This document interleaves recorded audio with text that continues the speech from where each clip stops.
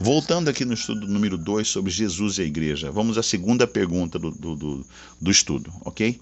Sobre qual fundamento a igreja foi edificada? Efésios capítulo 2, verso 19 a 20. Vamos lá no livro de Efésios. Efésios fica depois de Gálatas.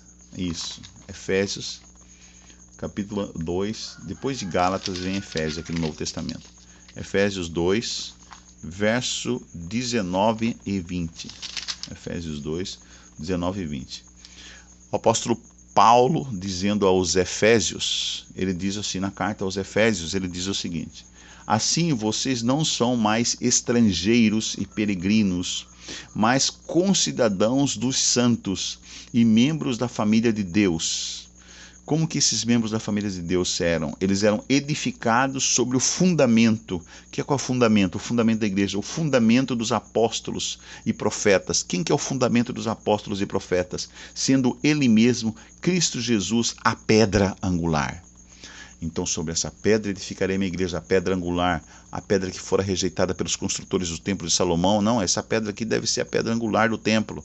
Essa pedra, representação, é Cristo Jesus, é a pedra angular. Este é o fundamento que está edificado a igreja de Deus, o povo de Deus, o povo santo, nação santa, nação irrepreensível, o sacerdócio real do povo de Deus. A igreja é fundamentada em Cristo Jesus. O fundador da igreja é Cristo Jesus. O primeiro, o cabeça, líder da igreja é Cristo Jesus. É o próprio Yahshua, o Filho de Deus. Entendam? Não é nenhum padre, nenhum pastor, nenhum líder de uma determinada cidade do mundo, nenhum líder mundial que anda por aí alvoroçando, né? Tem um plano chamado Agenda 2030, não sei o que, vamos governar o mundo. Não é esse que é o fundador da igreja, nem o fundamento da igreja. O fundador da igreja, a pedra angular da igreja é Cristo Jesus e ponto final. Vamos lá. A terceira pergunta sobre esse assunto. Por que Deus escolheu o seu povo? Agora, Pedro vai falar por que Deus escolheu um povo ou uma igreja, né? Povo significa em grego, eclésia, povo reunido. Isso que significa a palavra igreja, povo reunido, eclésia, povo reunido. Por que Deus escolheu esse povo? Por quê? Primeiro Pedro, vamos ver o que Pedro diz em 1 Pedro 2,9. 1 Pedro, capítulo 2, verso 9. Aqui, ó. 1 Pedro, capítulo 2, verso 9. Vocês, porém, são geração eleita. Geração eleita. A igreja de Deus é geração eleita. Sacerdócio real. Vocês fazem parte de uma realeza. Da realeza, sacerdócio real. São sacerdotes juntos com Cristo, Deus Todo-Poderoso. Yahshua, o Filho de Deus. Então você que já está na igreja, já está batizado, você é batizado, você faz parte de um sacerdócio real. E você que não está ainda fará parte de um sacerdócio real. Veja como isso é solene, soleníssimo. Uma nação santa, povo de propriedade exclusiva de Deus. Você faz parte de um povo de propriedade exclusiva de quem? De qualquer um? Não, de Deus. A fim de quê? A fim de proclamar as virtudes daquele que os chamou das trevas para a sua maravilhosa luz. Oh, glória, aleluia! Você foi escolhido a dedo por Deus. Menino, menina, que você não entregou ainda o seu coração para ser sacerdócio real, entrega agora, batize-se, procura um pastor para batizar. Procura a igreja, vai lá no portal www.encontreumaigreja.com.br, ou então vai no anjosdaesperança.com, ou então vai na tvnovotempo.com, entendeu? Procure um pastor ordenado, um pastor da igreja, fala: eu quero ser batizado, eu quero fazer parte da nação santa, do sacerdócio santo e real, nação exclusiva de Deus. Eu quero ser um dos privilegiados profetas universais do universo. Aqui diz assim: virtudes daquele que chamou das trevas para proclamar as virtudes. Você vai proclamar as virtudes de quem? de Cristo Jesus. Você vai ser um proclamador da mensagem de salvação para a humanidade. Você vai ser um Jesusinho aqui, um salvador aqui, um representante de Deus agora, um embaixador de Deus na terra para salvar outras pessoas. Não é isso que você sempre quis na vida toda? Ser um super-herói, uma super-heroína? Então é isso que Cristo está. Vem cá, você vai fazer parte do meu exército, de uma nação santa, um sacerdócio real. Olha como isso é lindo, você fazer parte de uma igreja, da igreja de Cristo. Não é da igreja do pastor Pike, não é da igreja do pastor Zebra, do pastor Valdemiro, do pastor que tem um canal de televisão, do pastor... Não, meu amigo.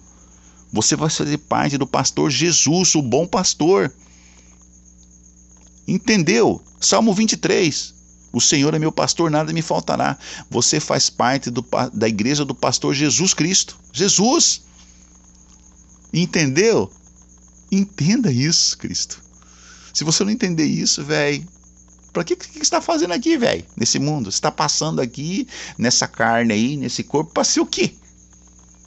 Paia? Para ser queimada no fogo e ser jogado no inferno? É isso? Você está nesse mundo para ser paia? Para ser joio? Você quer ser joio? Não, não. Eu quero ser trigo. Eu sou trigo. Eu sei que eu sou trigo. Então, seja trigo. Nação santa, sacerdócio real. E tem uma responsabilidade de proclamar o evangelho. Falar das virtudes de quem? Do Senhor Jesus Cristo para o mundo todo. E para salvar pessoas, trazer pessoas aos pés dele. Compreende? Vamos lá. A outra pergunta referente a esse assunto.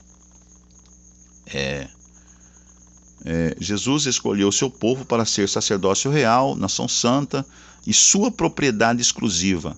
Após resgatar a identidade do povo de Deus, isso em Êxodo capítulo 19, de 5 a 6, Pedro apresentou a missão dos seguidores de Jesus Cristo, proclamar as virtudes daquele que o chamou das trevas para a luz.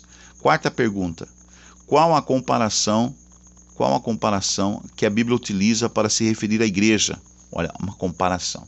O que é uma igreja? O que o apóstolo Paulo fala? Tem uma cabeça, membros, etc, etc. Vamos lá. 1 Coríntios 12, 12. 1 Coríntios 12, 12. Esse estudo vai ficar longo, hein? Porque o Orivaldo aqui quer falar. 1 Coríntios 12, 12. Opa! Aqui, gente, ó, 1 Coríntios 12, 12. Às vezes o Orivaldo demora um pouquinho, mas ele chega lá. 12, 12 diz assim: porque assim como o corpo, tem um corpo, tem uma cabeça, tem membros, a igreja, olha assim. Porque assim como o corpo é um e tem muitos membros, e todos os membros, mesmo sendo muitos, constituem um só corpo, assim também é com respeito a Cristo. Pois em um só Espírito todos nós fomos batizados em um só corpo, quer judeus, quer gregos, quer escravos, quer livres, e a todos nós foi dado beber de um só Espírito. Oh glória, oh maravilhoso. Isso é maravilhoso, né? Então, na verdade, nós fazemos parte de um corpo, né? Que tem uma cabeça, que tem uma liderança, né? E aqui no verso 20 continua dizendo aqui: o certo é que há muitos membros, mas um só corpo. Então são muitos membros. A igreja de Deus tem vários membros, né? Membros, mas um corpo só. Então nós fazemos parte de um corpo, né? Que corpo é esse? Que corpo maravilhoso é esse? Vamos ver, vamos continuar vendo sobre esse assunto. A Bíblia compara a igreja ao corpo humano. Conforme essa analogia, né, essa comparação, a igreja, o corpo de Cristo, é uma unidade orgânica composta de muitos membros, cada um com a sua função e responsabilidade. Pergunta número 5, sobre Jesus e a igreja. Por que Deus estabeleceu a liderança da igreja? Agora tem uma liderança, gente, né? Atos capítulo 20, nada acontece, até a construção de uma casa, uma simples casa, não acontece sem um líder, né? Sem um mestre de obras que vai fazer a planta e vai ter a liderança daquele pessoal que vai construir a casa. Então tem que ter uma liderança, tudo tem que ter uma liderança. Se não tiver uma cabeça, alguém para começar as coisas, para liderar, para nortear as coisas, não tem como nenhum projeto dar certo, né?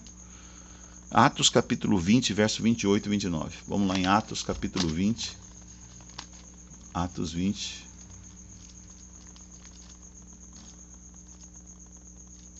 Olha só. Atos capítulo 20.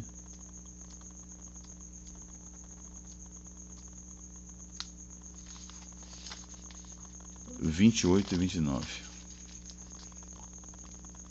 Atos 20, 28 e 19 diz o seguinte: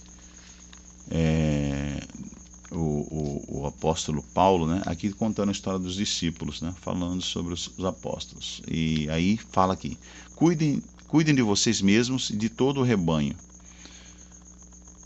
Paulo aos presbíteros da igreja de Éfeso. Isso aqui tá também, aqui é continuação do que está falando aos Efésios, né? Vamos lá.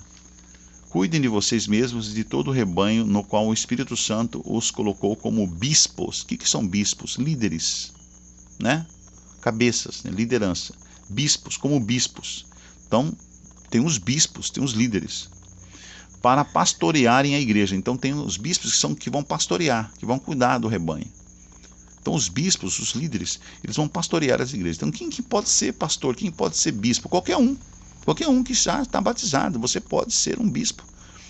Se você não for um pastor ordenado que fez curso de teologia, você pode ser um ancião de igreja. Você pode ser um diretor de departamento, né? Ter cargos na igreja, assumido cargos e ter uma responsabilidade a cumprir ali. Um diácono. Um diácono é um trabalho importantíssimo na igreja. Um ancião da igreja, um bispo. O que é um ancião? É um bispo, é um líder. Né? Um diretor de um departamento de comunicação, tem desbravadores, tem vários departamentos da igreja.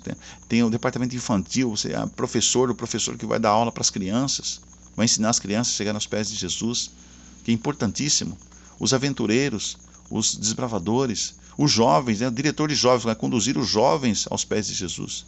Então são bispados ali, são lideranças. Pastores, e tem os pastores ordenados que são jovens que se dedicaram a Deus exclusivamente, foram para o seminário fazer teologia, fizeram 5 anos de teologia, estudaram tudo lá e receberam o diploma, passaram por diversos testes ali, receberam o diploma. Depois eles ficam mais 4, 5 anos no campo, testando se eles realmente aquilo que eles querem. Aí depois que eles são ordenados, depois de formar teologia, são 5 anos de teologia, se não me engano agora, aí você vai e fica mais 4 ou 5 anos no campo trabalhando como pastor associado ou pastor ainda, como tipo uma residência pastoral.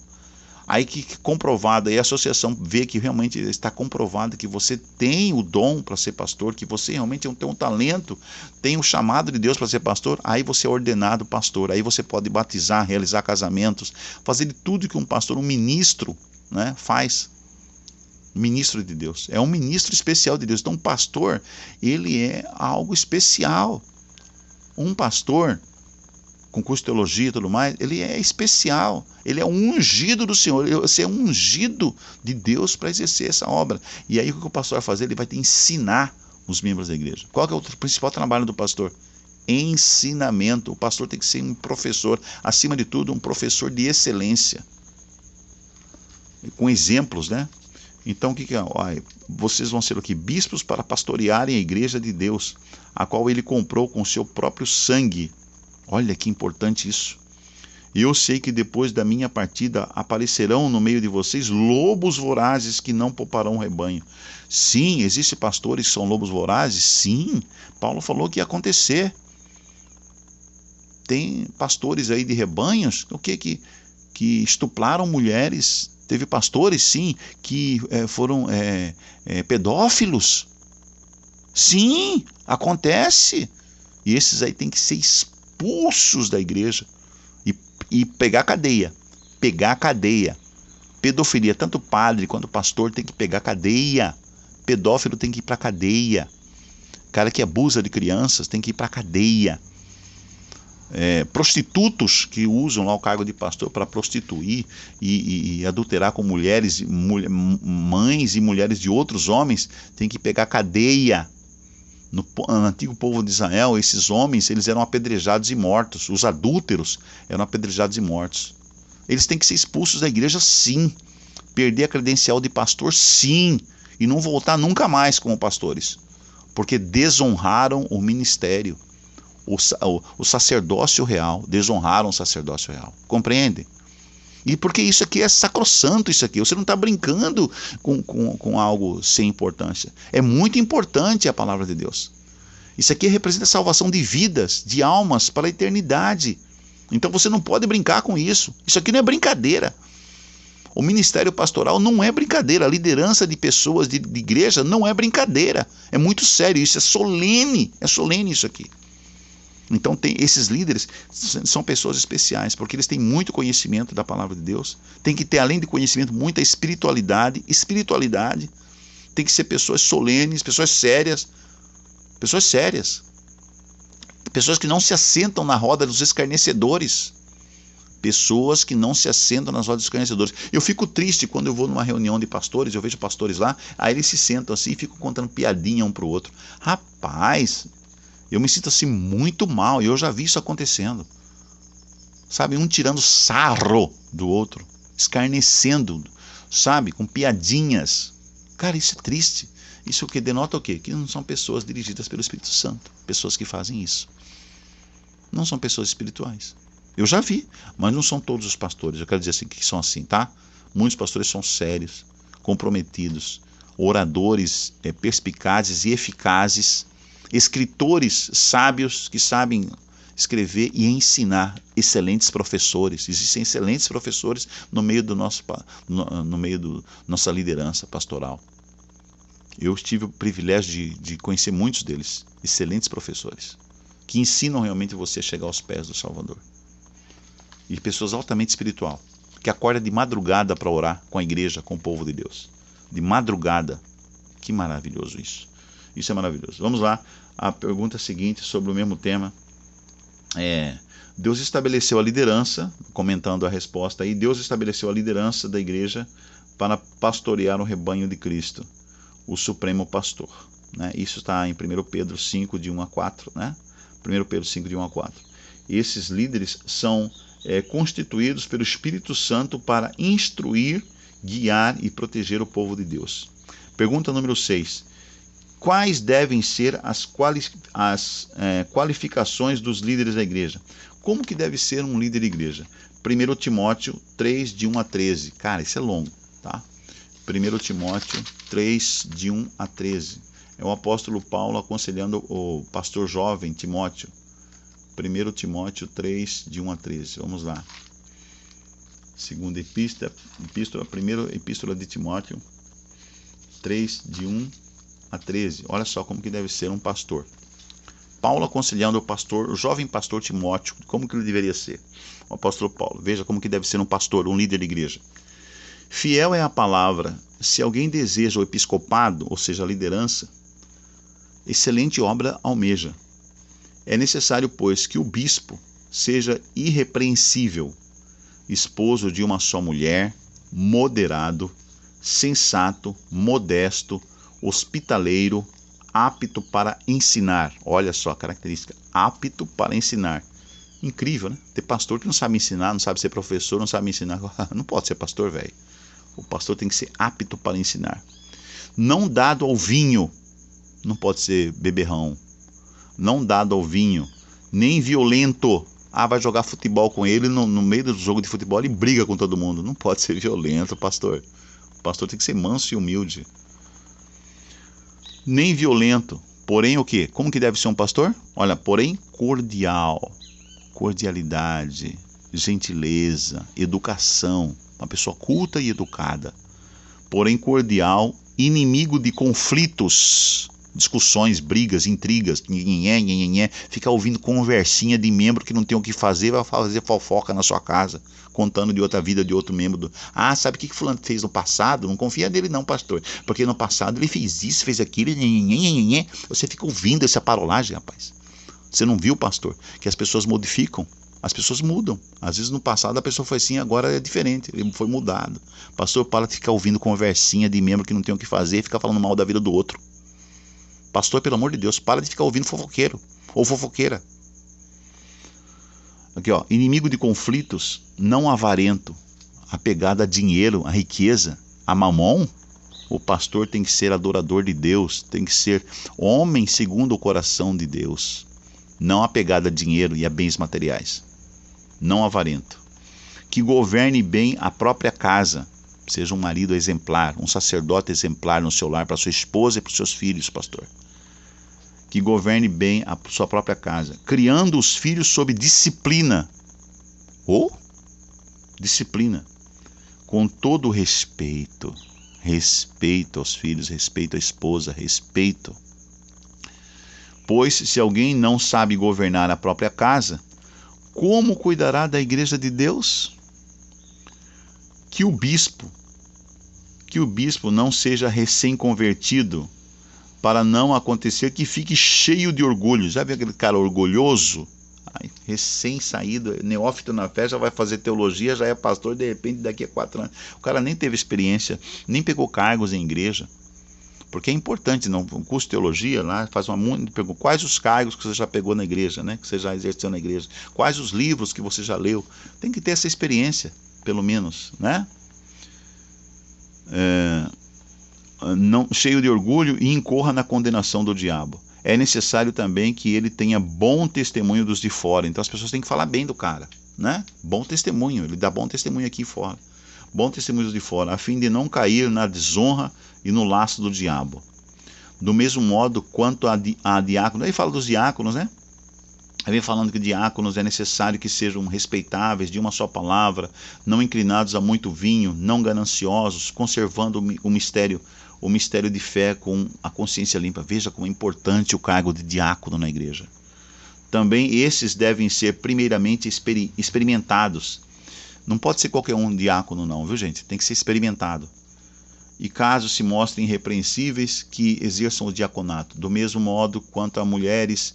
Sobre as mulheres. As mulheres podem pregar? Podem ter cargos na igreja? Sim, podem sim. Olha só. Do mesmo modo quanto as mulheres, é necessário que elas sejam respeitáveis, não maldizentes. As fofoqueiras não podem pegar cargo na igreja. Quem é fofoqueira, maldizente, fala mal da vida do outro, não pode pegar cargo na igreja. Fica claro em comissões de igreja. Não maldizentes, moderadas e fiéis em tudo. Fiel ao marido, fiel à família, fiel à igreja, fiel à palavra de Deus, fiel a Cristo. O diácono seja marido de uma só mulher e governe bem os seus filhos e a própria casa. Pois os que desempenharem bem o diaconato alcançarão para si mesmos uma posição de honra e muita ousadia na fé em Cristo Jesus. Glória! Então, se você pegar esse cargo de pastor, de líder, de bispo, de ancião, ou qualquer cargo na igreja, você tem que honrar esse cargo. Você tem que dar bom testemunho, tanto de fora quanto de dentro, entendeu? A sua vida tem que ser uma vida irrepreensível. As pessoas olharem para você e falar, cara, esse cara é exemplar, ele tem por que falar, porque ele tem uma vida exemplar com Deus. Com Deus, não é com os homens, tá? Por favor, não mistura as bolas. Tem gente que mistura. Com Deus, veja se é uma pessoa espiritual de verdade, que conhece a palavra de Deus, que vive de acordo com a palavra de Deus, que dá bom testemunho. Compreende? É muito importante isso aqui. E aí vamos à pergunta, já está ficando grande esse estudo aqui, 23 minutos já. Vamos para o terceiro vídeo sobre Jesus e a igreja, tá ok? Próximo vídeo aí, não perca essa série Jesus e a igreja. Vamos lá ao terceiro vídeo.